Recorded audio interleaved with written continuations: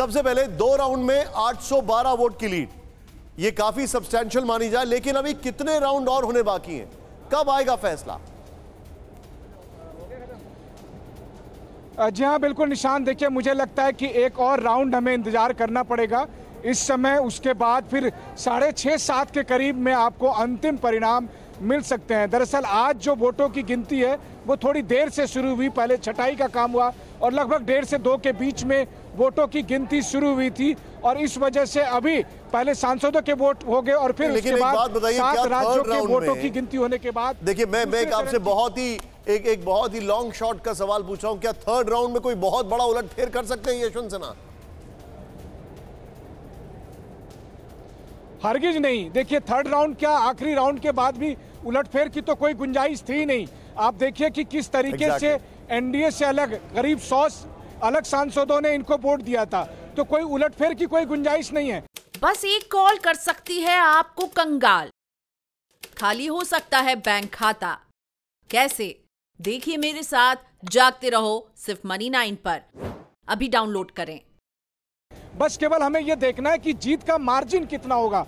उससे दरअसल आप ये समझ पाएंगे कि एनडीए के साथ साथ कितने और दलों ने उनको जो वोट दिया था, और विपक्ष की जो पोजीशन है, विपक्ष की जो स्ट्रेंथ है, वो कितनी कारगर है। हालांकि ये अलग बात है कि बहुत सारे ऐसे भी राजनीतिक दल हैं जो राष्ट्रपति चुनाव में द्रौपदी मुर्मू को वोट दे रहे हैं, वहीं दूसरी तरफ उपराष्ट्रपति चुनाव में वो मार्गरेट अल्वा यानी कि विपक्ष के उम्मीदवार को वोट देंगे जी। तो यह भी कहना अलग है, लेकिन इसके बावजूद भी पोजीशन ऑफ स्ट्रेंथ एनडीए का कितना है, मोदी सरकार का कितना है, संसद में क्या पोजीशन है और पूरे देश भर में क्या पोजीशन है, ये आपको ये चुनाव दिखाएगा। परिणाम का तो मैं एक लाइन आपको बोल दूं कि परिणाम इतना सुनिश्चित है कि अभी जब मैं द्रौपदी मुर्मू के घर पर आया हूं तो बड़े बड़े पोस्टर में साफ तौर पर पहले ही लिखा जा चुका है कि माननीय राष्ट्रपति चुने जाने पर। तो यानी कि जितना यह सच है कि सूरज पूरब में उगता है और पश्चिम में डूबता है, उतना ही यह भी सच है कि जीत तो द्रौपदी मुर्मू की होनी है। बस ये देखना है कि मार्जिन कितना होगा, ताकि कितना। तो हमारे सहयोगी मनीष लेटेस्ट अपडेट दे रहे थे, और एक और बड़ी अपडेट आ रही है। ईडी ने आज सोनिया गांधी से दिल्ली में करीब 3 घंटे पूछताछ की है। नेशनल हेराल्ड केस में ईडी ने उनसे एजेएल की बैलेंस शीट, शेयर होल्डिंग और मनी ट्रेल को लेकर भी सवाल पूछे हैं। रिपोर्ट देखिए। संसद से सड़क तक प्रदर्शन, हंगामा और बवाल, और इन सबके बीच सोनिया गांधी से प्रवर्तन निदेशालय यानी ईडी के धारदार सवाल। नेशनल हेराल्ड केस में कांग्रेस के अंतरिम अध्यक्ष सोनिया गांधी से ईडी ने आज दिल्ली में करीब 3 घंटे तक पूछताछ की। दावा किया जा रहा है कि सोनिया से भी कमोवेश वही सवाल पूछे गए जो इससे पहले राहुल गांधी से किए गए थे, और सोनिया ने भी वही जवाब दिया जो राहुल गांधी ने दिया था। सोनिया गांधी ने ईडी अधिकारियों से कहा कि यंग इंडियन लिमिटेड और एसोसिएटेड जर्नल लिमिटेड का कामकाज मोतीलाल वोरा देखते थे। ईडी सूत्रों के मुताबिक सोनिया गांधी से पूछताछ की कमान ईडी की अतिरिक्त निदेशक मोनिका शर्मा संभाल रही हैं। सोनिया आज अपने बेटे राहुल और बेटी प्रियंका के साथ दोपहर करीब 12 बजे प्रवर्तन निदेशालय के दफ्तर पहुंची थी, और 3 घंटे से कुछ कम समय तक चली पूछताछ के बाद दोपहर करीब 3 बजे उन्हें छुट्टी दे दी गई। आज की पूछताछ भले ही 3 घंटे में निपट गई, लेकिन अगली तारीख की तलवार भी लटक गई। बताया जा रहा है कि उन्हें सोमवार को पूछताछ के लिए एक बार फिर प्रवर्तन निदेशालय के दफ्तर बुलाया जा सकता है। इधर छत्तीसगढ़ के सीएम भूपेश बघेल ने आरोप लगाया है कि सोनिया गांधी को सिर्फ परेशान किया जा रहा है।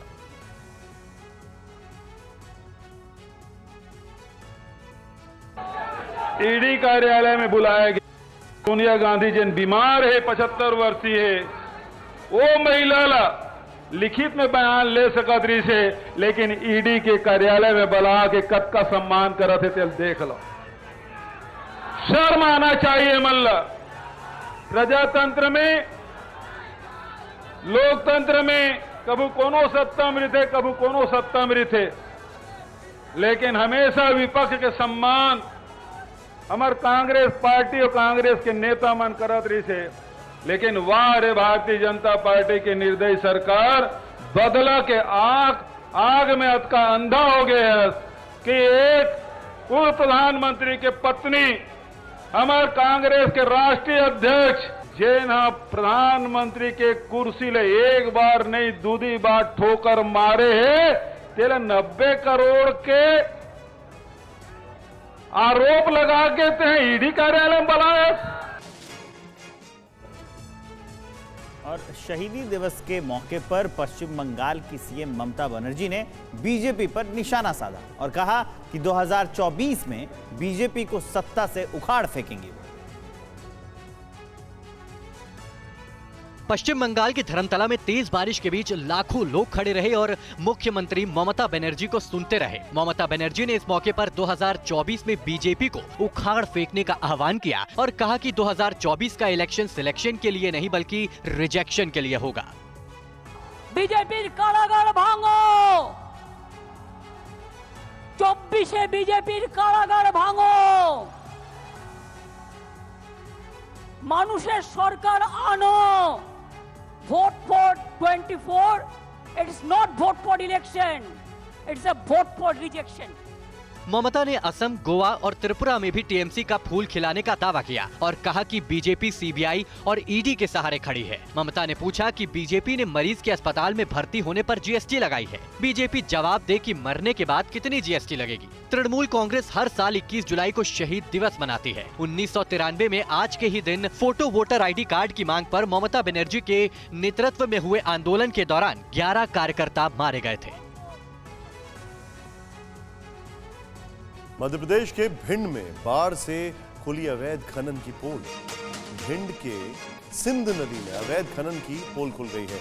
नदी में अचानक आई बाढ़, एक साथ कई ट्रक उसमें फंस गए। ट्रकों के फंसने से पूरा मामला जो है सबके सामने आ गया। हरियाणा की नूंह में अवैध खनन रोकने गए डीएसपी की निर्मम हत्या ने पूरी सरकार को जरूर हिला दिया, लेकिन ऐसा लगता है कि मध्य प्रदेश में इस तरह की घटना से सरकार ने कुछ नहीं सीखा। तमाम दावों के बावजूद भिंड में रेत माफिया नदियों को खोखला कर रहे हैं। बारिश के मौसम में नदियों में खुलेआम खनन का खेल चल रहा है। भिंड के सिंध नदी में कुछ ऐसी ही तस्वीर नजर आई, जहां रेत निकालने गए ट्रक बाढ़ के पानी में फंस गए। बताया जा रहा है कि अगर ये ट्रक बाढ़ के पानी में नहीं फंसते तो शायद प्रशासन को खबर भी ना होती और दर्जनों ट्रक रेत लेकर इस नदी से निकल गए होते। अचानक आई बाढ़ की वजह से ड्राइवर ट्रक लेकर भाग नहीं सके और तमाम ट्रक पानी में फंस गए। मध्य प्रदेश में अवैध खनन का खेल सिर्फ भिंड में नहीं होता। सूबे के मुरैना, दतिया विदिशा, छतरपुर और नरसिंहपुर में ये खेल खुलेआम चलता है। यहाँ खुलेआम नदियों का सीना छलनी किया जाता है। सरकार रेत माफिया पर लगाम लगाने की बात करती है, लेकिन सच सिर्फ इतना है कि खनन माफियाओं को शासन प्रशासन का जरा भी खौफ नहीं है। पूरे गादान काफिले में है जिले की 500 गाड़ी है, 500-600 गाड़ी आ गई है। बहुत गंभीर मामला, ड्राइवर भैया कूद कूद के भाग रहे हैं रस्सियों से। क्या आपका म्यूचुअल फंड सही है? फिर क्यों नहीं हो रही कमाई?